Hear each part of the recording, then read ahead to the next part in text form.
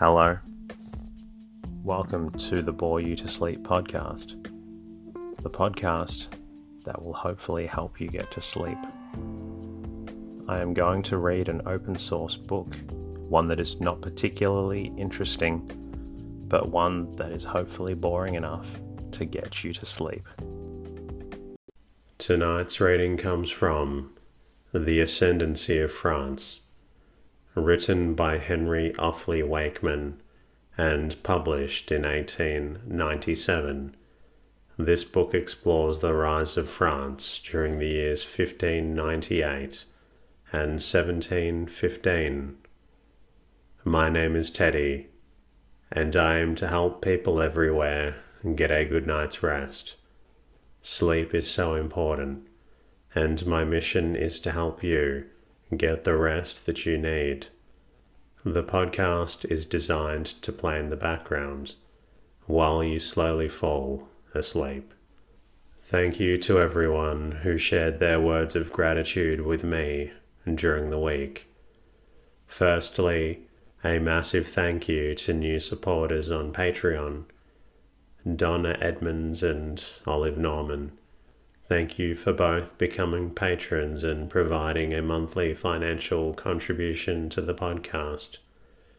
My goal is to keep this podcast free to allow access for everyone who needs it, and it's support from listeners like yourself via Patreon that allows me to keep bringing out episodes for those who need them. To Audible listeners who took the time to leave a review, Barry Ray Dirksen, I'm glad you're sleeping better. And to the two anonymous users who left reviews on Australia's Audible site, respectively, you said the podcast works like a charm and that it is hypnotic. Thank you both.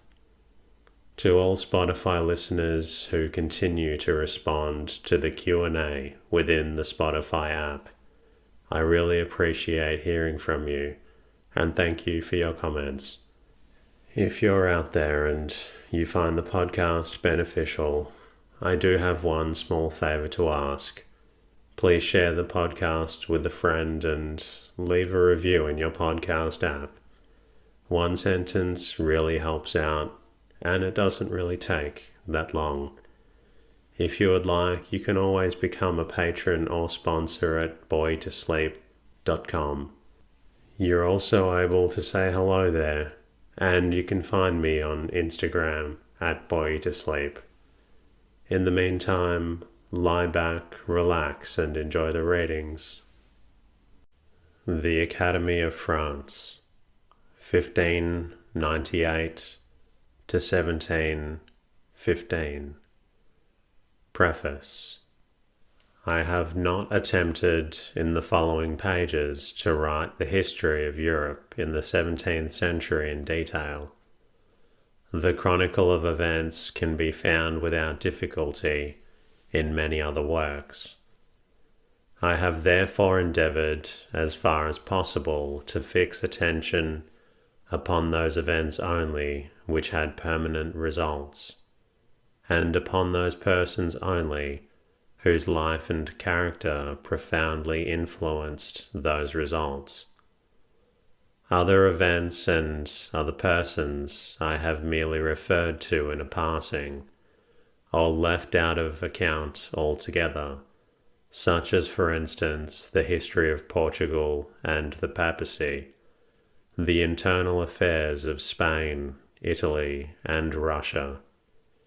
Following out this line of thought, I have naturally found in the development of France the central fact of the period, which gives unity to the whole. Round that development, and in relation to it, most of the other nations of Europe fall into their appropriate positions, and play their parts in the drama of the world's progress. Such a method of reading the history of a complicated period may of course be open to objection from the point of view of absolute historical truth. The effort to give unity to a period of history may easily fall into the inaccuracy of exaggeration.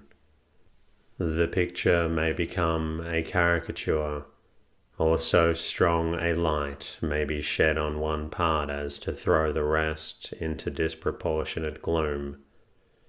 It would be presumptuous in me to claim that I have avoided such dangers. All that I can say is that they have been present to my mind continually as I was writing, and that I have been emboldened to face them both by the fact that the history of the 17th century lends itself in a very marked way to a such treatment, and by the conviction that it is far more important to the training of the human mind and the true interests of historical truth that a beginner should learn the place which a period occupies in the story of the world that have an accurate knowledge to the smaller details of its history. To know the meaning and results of the Counter-Reformation is some education.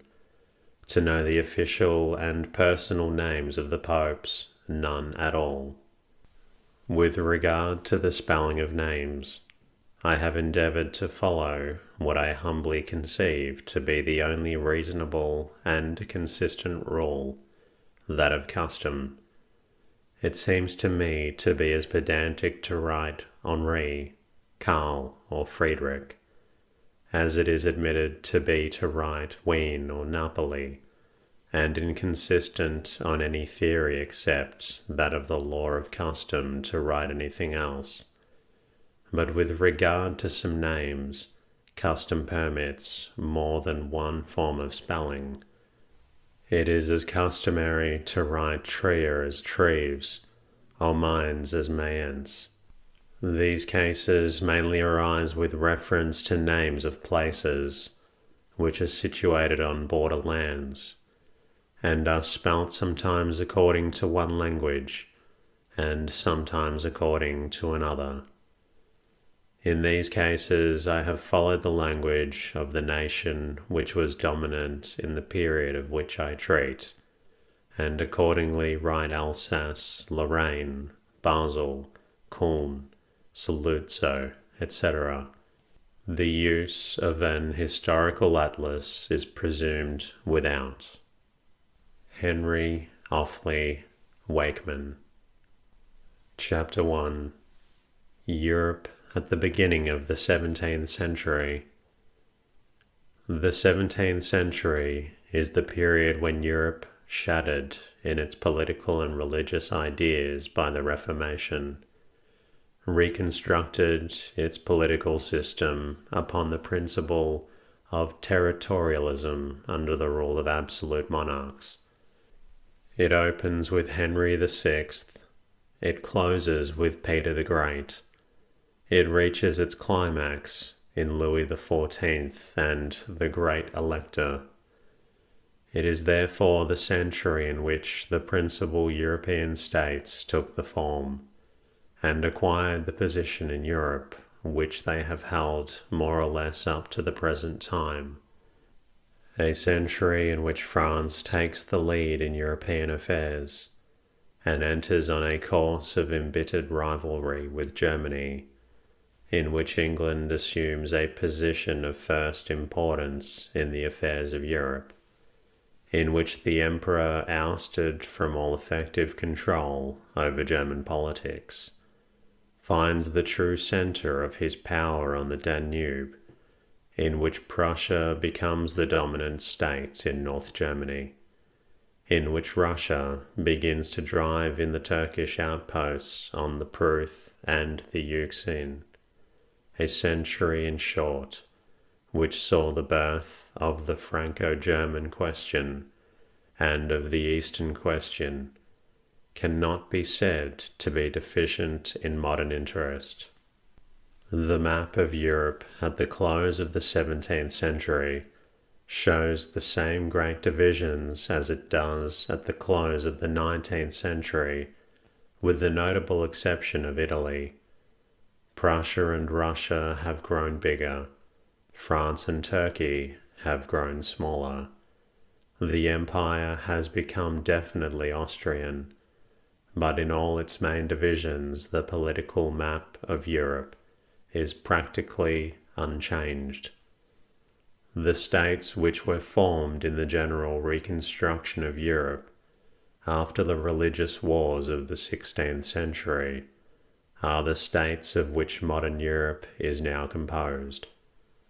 Great nations are apt to change their forms of internal government much more often than they do their political boundaries and influence. But it is a remarkable thing that, with the great exception of France, the principal European states possess at the present time not only a similar political position, but a similar form of government to that which they possessed at the close of the 17th century, in spite of the wave of revolutionary principles which flowed out from France over Europe at the end of the 18th century. The principal states of Europe at the present time are in all essentials absolute monarchies, and these monarchies are as absolute now as they were then, with the two exceptions of Italy, which did not then exist, and France, which is now a republic, but has been everything in turn and nothing long. The formation of the modern European states system is therefore the main element of continuous interest and importance in the history of the 17th century, that is to say, the acquisition by the chief European states of the boundaries which they have since substantially retained, the adoption by them of the form of government to which they have since adhered, and the assumption by them, relatively to the other states, of a position and influence in the affairs of Europe which they have since enjoyed. The 16th century saw the final dismemberment of medieval Europe. The 17th saw its reconstruction in the modern form in which we now know it. Of the European nations which were profoundly affected by the Reformation, France was the first to emerge from the conflict. French Calvinism differed from the South German type by being more distinctly political in its objects, and the leaders of the French Catholics, especially the ambitious chiefs of the House of Guise, had quite as keen a desire for their own aggrandizement as they had for the supremacy of their religion. The religious wars in France soon became mainly faction fights among the nobles for political objects, in which personal rivalry was embittered by religious division, and all honest and law-abiding citizens, that sturdily middle-class element which has always formed the backbone of the French nation, soon longed for the strong hand which should at any rate keep faction quiet. The authority of the crown had ever been in France the sole guarantee of order and of progress. Under the weak princes of the House of Valois, that guarantee ceased to exist. Shifty, irresolute, inconsistent, they preferred the arts of the intriguer to the policy of the statesman, the poniard of the assassin to the sword of the soldier, and when Henry III, the murderer of the Duke of Guise, in his turn then fell murdered by the dagger of the monk of Clement, France drew a long sigh of relief.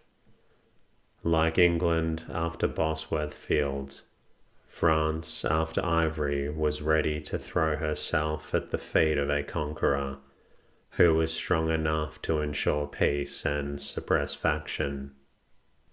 The House of Bourbon ascended the French throne upon the same unwritten conditions as the House of Tudor ascended the English throne. It was to rule because it knew how to rule, and the conditions of its rule were to be internal peace and national consolidation. But the task before the Bourbon was far more difficult than that which absorbed all the energies of the first Tudor. He had no machinery in his hand which he could use to veil the arbitrariness of his action, or to guide public opinion. Parliament in England had often been the terror of a weak king. The Tudors soon made it the tool of a strong king. In France, Henry had to rely openly upon the powers of the crown and upon military force. It is true that the States General still existed, though they were seldom summoned, but their constitution and traditions rendered them unfit to play the part of an English Parliament. They met in 3 houses representing the clergy, the nobility, and the commonalty.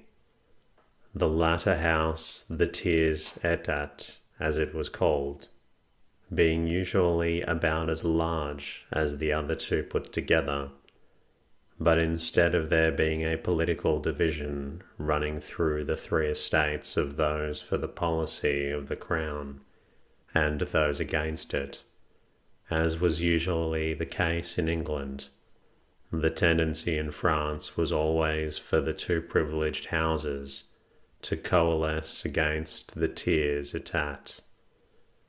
The crown had therefore only to balance one against the other, and leave them to entangle themselves in mutual rivalries, in order to gain the victory. In the long history of the English Parliament, it is very rare to find serious questions raised between the 2 houses.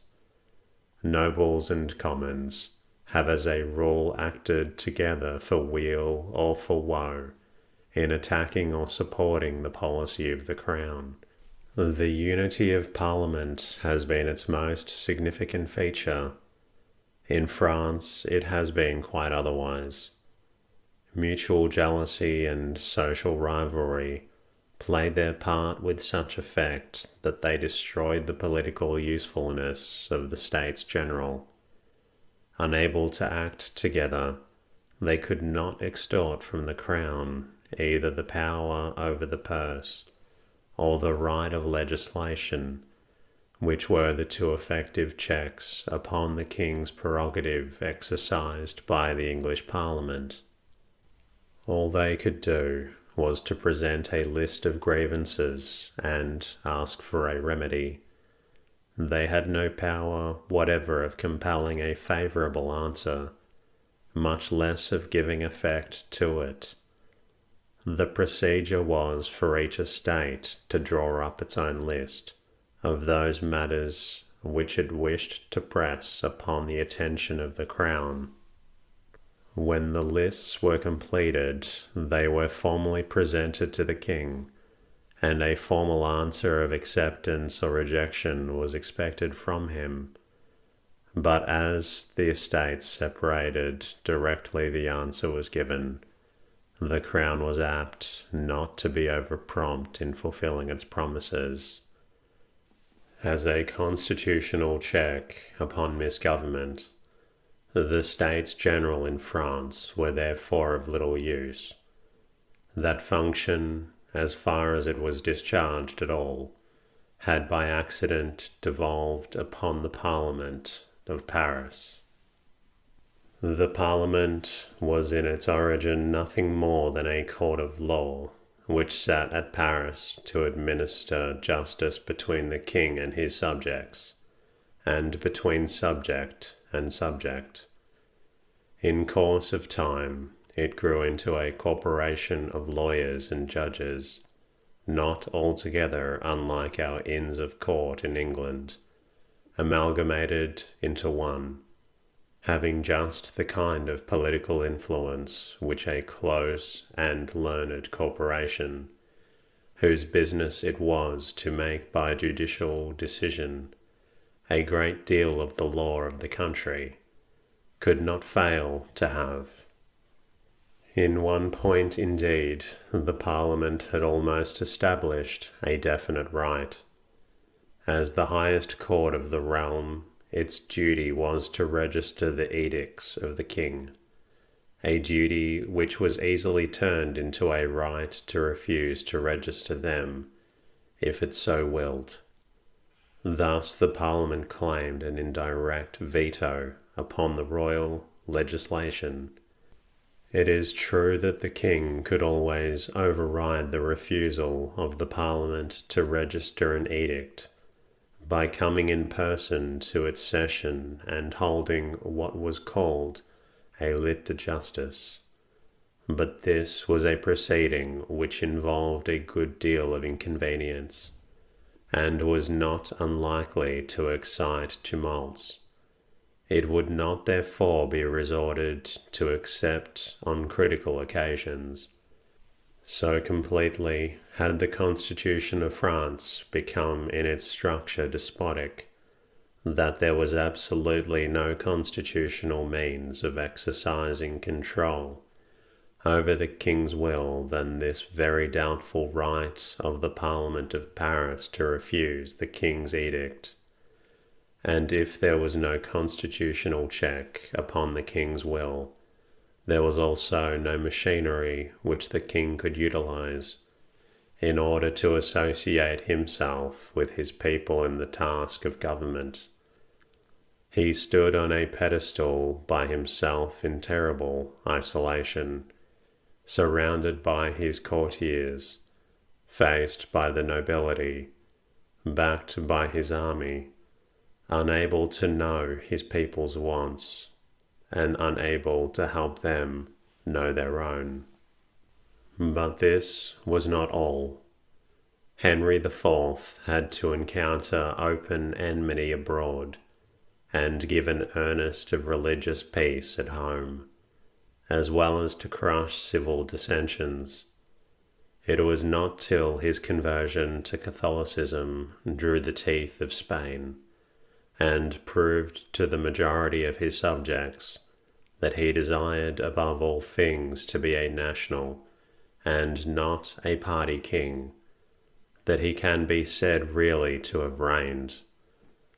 The Peace of Vervins, concluded in 1598, marked the issue of France from the throes of her Reformation wars.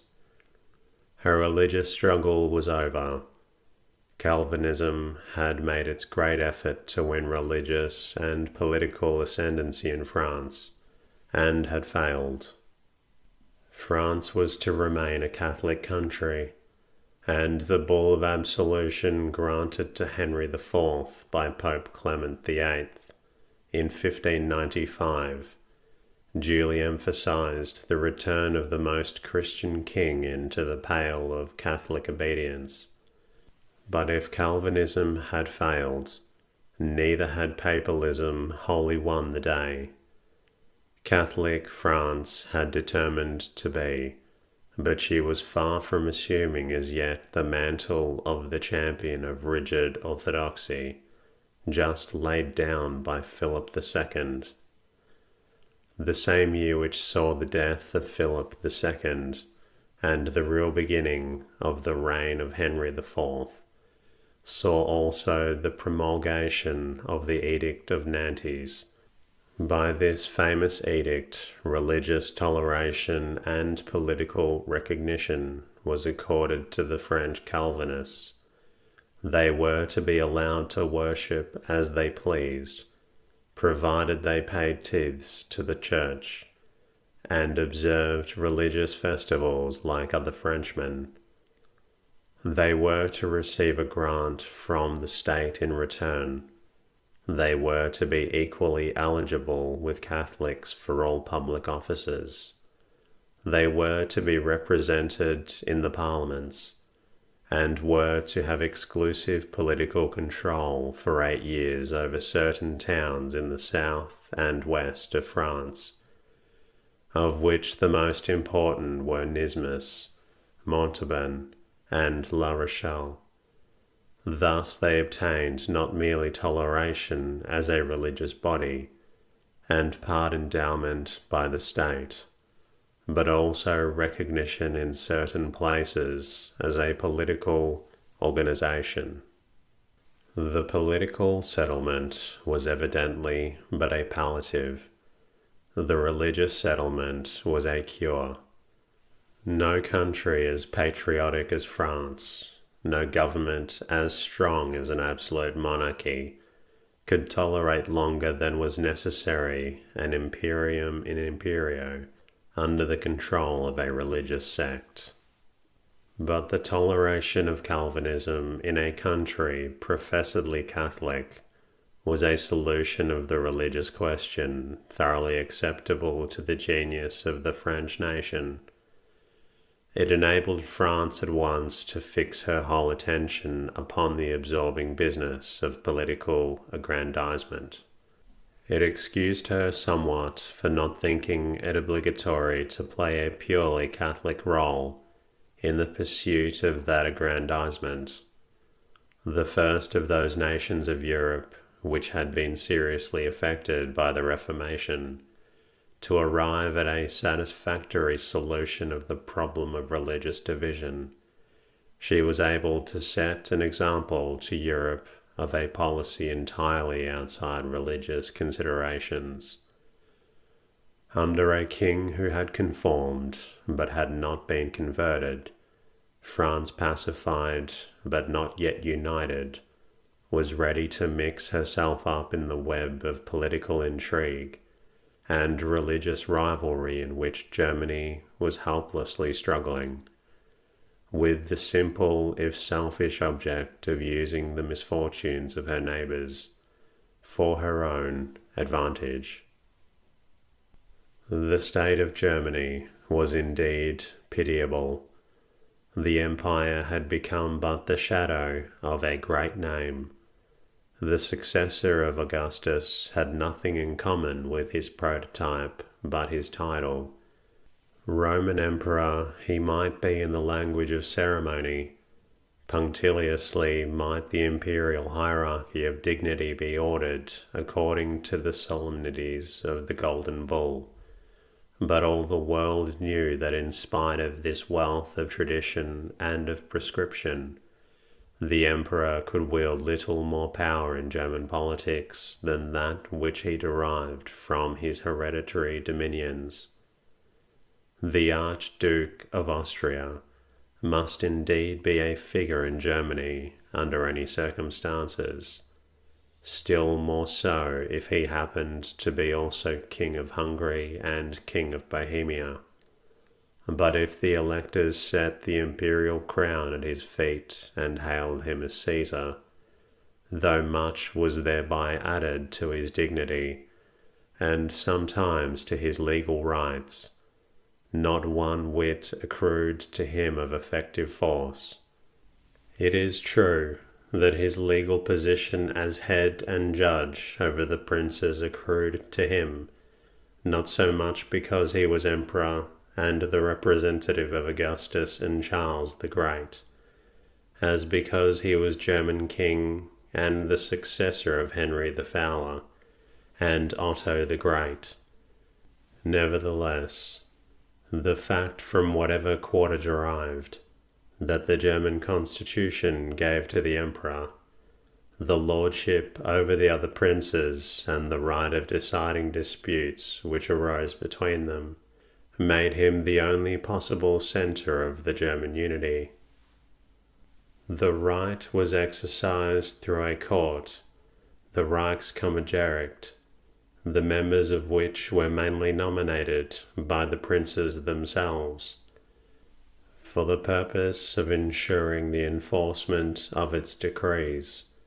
Germany was divided into circles, in which the princes and the representatives of the cities who were members of the Diet met, and if necessary raised troops to give effect to the sentences pronounced. Since the beginning of the Reformation, however, There had been a difficulty in getting this machinery to work, owing to the religion's dissensions, and the emperor had begun the practice of referring imperial questions, which had arisen to the imperial or Aulic council, which was entirely nominated by him and under his influence. In all important matters of the administrative policy, the emperors, since the middle of the 15th century, had been obliged to consult the Diet, but the Diet was in no sense a representative assembly of the classes of which the nation was composed, as were the Parliament of England and the States General of France, but was merely a feudal assembly of the chief feudal vassals of the empire. It was, in fact, a congress of petty sovereigns gathered under the suzerain. It was divided into 3 houses. The first consisted of 6 of the 7 electors, 3 ecclesiastical, i.e., the archbishops of Culm, Mainz, and Trier, and 3 lay, the electors of Saxony and Brandenburg, and the Elector Palpatine. For the 4th lay elector, the King of Bohemia, only appeared for an imperial election. The 2nd was the House of Princes, the 3rd that of the free imperial cities, but it was considered so inferior to the other houses that it was only permitted to discuss matters which had already received their assent. It is obvious that in an assembly so constituted, the only interest powerfully represented was that of the princes, and the only influence likely to be exercised by it was in favour of that desire for complete independence, which was natural to a body of rulers who already enjoyed most of the prerogatives of sovereignty. For there had ever been 2 divergent streams of tendency in German politics. Deep in the German heart lay a vague sense of nationality and patriotism, a dim desire that Germany should be one. This sentiment naturally centered around the emperor as the visible head of German unity. If Germans ever were to be politically one, it could be under the emperor. There was no other possible head among the seething mass of jarring interests known geographically as Germany. The other tendency had sprung from the strong love of local independence characteristic of the Teutonic race. Naturally, each petty duke or prince tried to become as independent of outside authority as he could, and in the pursuit of this policy, he found himself greatly aided by that spirit of local seclusion which ever seeks to find its centre of patriotism in the side eddies of provincial life, rather than in the broad stream of national existence. The emperors of the House of Habsburg had fully recognized these facts, and since the days of Maximilian I had set themselves resolutely to the task of rebuilding the imperial authority and making the imperial institutions the true and only centre of German unity. They might have succeeded had it not been for 2 events, the concurrent effect of which was completely to shatter the half-begun work.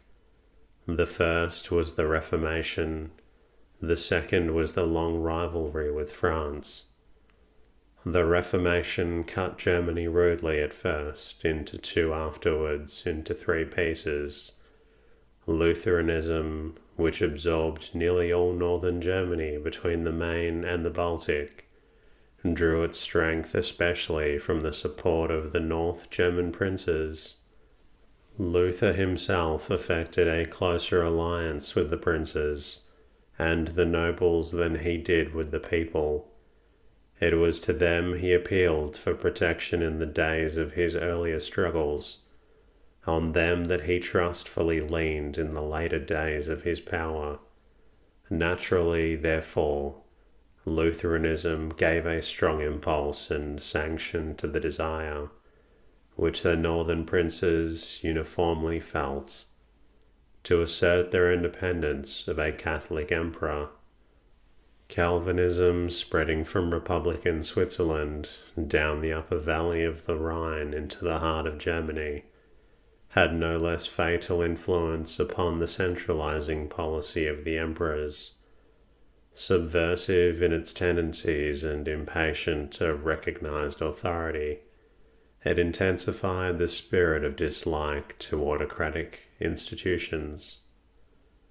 Still, in spite of the terrible disruption of Germany caused by Reformation, a sovereign so powerful and so cautious as Charles IV might have been able to weather the storm without suffering any loss of prerogative or influence, had it not been for the constant and paramount necessity laid upon him of counteracting the machinations of an enemy, ever wakeful and absolutely unscrupulous.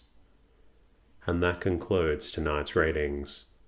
I hope you've enjoyed listening to this story, and I hope you're feeling a little drowsy.